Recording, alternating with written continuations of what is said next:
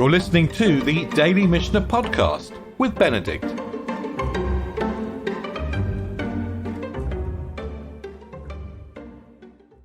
So we learned that when we go up to Jerusalem on the foot festivals, we need to bring two offerings. We need to bring a Hagigah and an olat raya'ah, a sacrifice for the festival and a sacrifice to certify the fact that we've been seen there.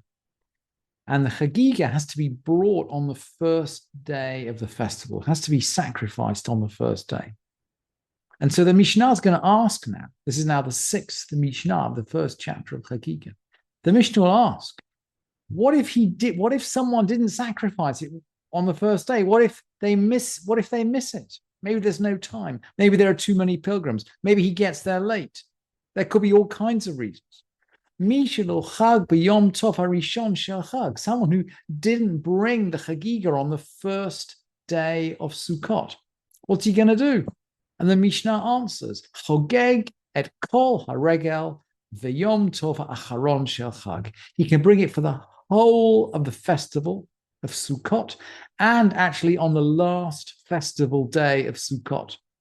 And that is really interesting, by the way, because we all know that when we're talking about the last day, we're talking about Shemini Atzeret. It's a different festival.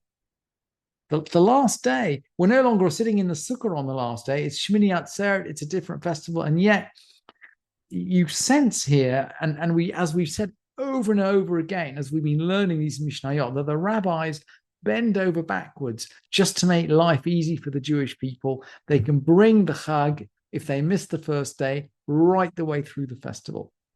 And by the way, for Shavuot, which only lasts for one day, they can actually bring it for a full 7 days. And we still have a little echo of that in our practice. Those of us who kind of cut back on saying Tachanun will not say Tachanun for a whole week after Shavuot. Now, different communities have different traditions, and perhaps in Washington you have a different tradition. But those who are very keen to cut back on saying Tachanun will cut back for a whole week after Shavuot, because that is the week when it was still possible to bring the Hagigah. Now, of course, there is a limit. Avar haregel velo chag. If the festival passed and he hadn't brought it, that's a problem. He's no longer liable for it. Basically, the mitzvah, he's missed the mitzvah. The mitzvah no longer applies, right? He has to wait, I guess, for the next festival. And what do you do with the animal? I guess you have to bring it as a shlamim, as a free will offering, because you can no longer bring it as a Hagigah. The Hagigah doesn't exist anymore. Al zeh ne'emar. But the point is that we've lost the mitzvah. We have a certain amount of flexibility. We can bring it for 8 days. But after that, we've lost it. There are some things we just can't make up. And so the Mishnah continues. Al zeh ne'emar mu'uvat lo yuchal litkom. A twisted thing cannot be repaired. V'chesron lo yuchal himanot. A lack, something that's missing, cannot be numbered. We can't put a number on what we're missing out on. We've missed this mitzvah. You just can't play numbers game on it. It's got its own unique value, and it can't be replaced. So it's quite a sobering end to the Mishnah. And by the way, this is not the first time that we've seen this expression. When we learned the Mishnah of Sukkah, we learned that there's an obligation on the first day of the festival to eat in the Sukkah. So generally, we don't eat if it's raining, for example, we don't eat in the Sukkah. But there is and generally through the festival of Sukkot, if you don't want to eat, don't eat. You only have to go in the Sukkah when you're eating. If you don't want to eat, don't eat. But there's a special obligation to eat a meal on the Sukkah on the first night. And we learned in the Mishnah, we learned in the Gemara of Sukkah there actually. Rabbi Eliezer said, Mi shelo achal leila yom tov harishon, someone who didn't eat his meal in the Sukkah on the first night of the festival, Yashlim leila yom tov ha'acharon shel Chag, should compensate on the evenings of the last day of the festival. So Rabbi Eliezer says you can make it up. And actually, the rabbis will disagree. The rabbis are clear. There's a special mitzvah on the first day of the festival of Sukkot to eat in the sukkah, and we can't make it up. The rabbis say, Ein ladavar tashlumim. You can see that quoting from our Mishnah. Ein ladavar tashlumim ve'al ze nemar mu'uvat lo yuchal litkon v'cheschon lo yuchal lihimanot. A twisted thing cannot be repaired. A lack cannot be numbered. So we've seen this idea before. And the Mishnah is now going to explain it a little bit more. Or it's going to give more examples. And we'll eventually get to learning Torah to Torah scholars, but we get there in a circuitous form. Rabbi Shimon ben Manasseh Omer, Ezehu muvat she'eno yechol lihitaken.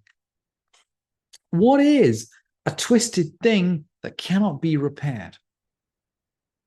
And he brings this very, very disturbing example. Someone who has a sexual relationship with someone with a forbidden relation and bears by her a mamzer. A mamzer is the offspring of a forbidden relationship. And the Mishnah goes on to say, if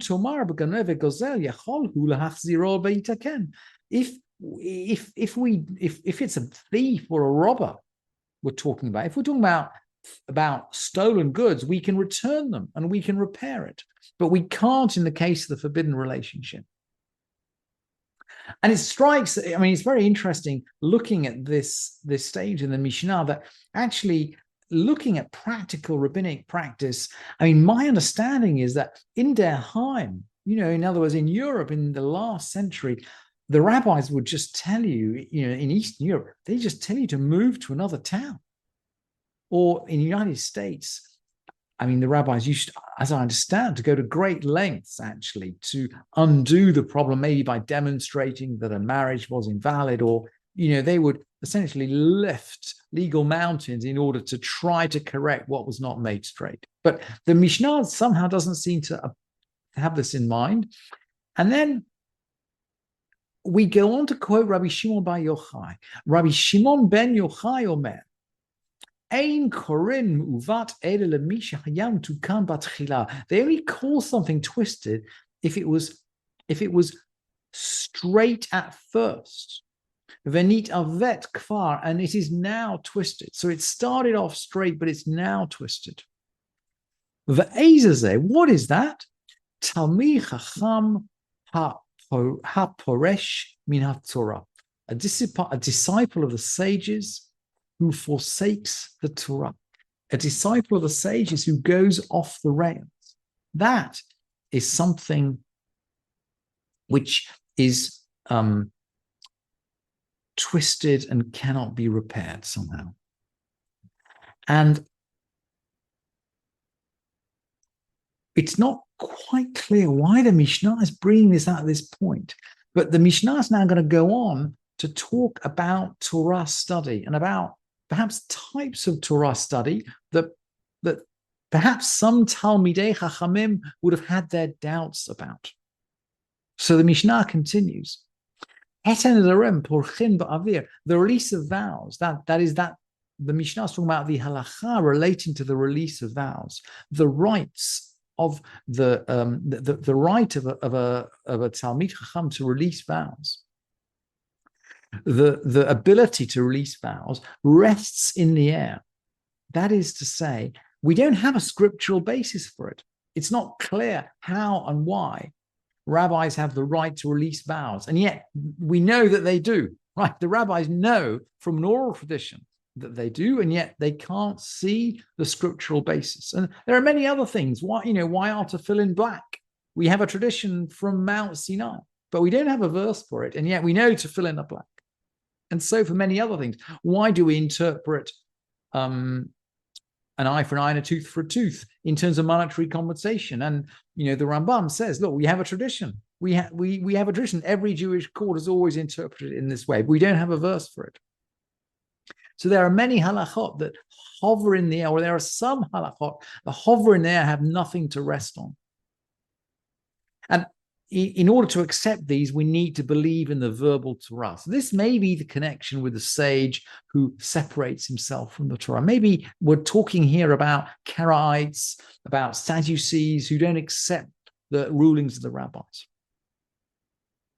And there are other halachot which have a little bit of something of a scriptural basis. They're not just hanging in the air. Hilchot Shabbat v'Chagigot, the laws concerning Shabbat and Chagigot. Now we see the connection with our Masechet, with our tractate. The laws of Shabbat and the laws of the Hagigah, U'Meilot, and Me'ilah. Me'ilah refers to misusing temple property. These halachot, hararim tluim bisara. These laws are like mountains hanging by a hair. So they're not completely hanging in the air, they're hanging by a hair.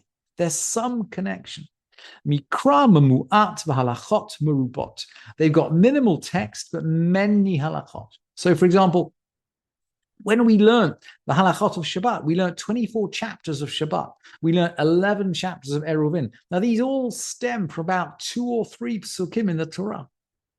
So there are pasukim, there are verses, but very, very small numbers of verses compared to the mountains, the mountains of halachot that hang off them. So this is a second group of halachot. And then the Mishnah goes on to say, Hadinim, ve'ha'avodot, ve'hatorot, ve'hatumot, ve'arayot, civil law and temple service, and purity and impurity and forbidden relationships. Yesh lahem alma sheyisamechu. These topics have things to rest on, i.e., they have plenty of material in the Torah. And the Mishnah concludes, Hein gufei Torah. These are really the body of the Torah. And it's fascinating that the Mishnah is going to declare these 4 categories as the essence of the Torah, because they are in one sense all encompassing. We've got civil law, in other words, ordinary torts, ordinary kind of mitzvot between bein adam lechavero, laws that govern interpersonal monetary relationships. We got temple service, laws that govern relationships between man and God. We got purity and impurity. And then we've got family relationships. These 4 categories somehow are all encompassing.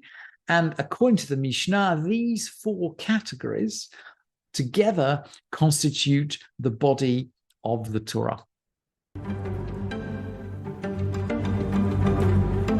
Thank you for listening to this edition of the Daily Mishnah Podcast with Benedict.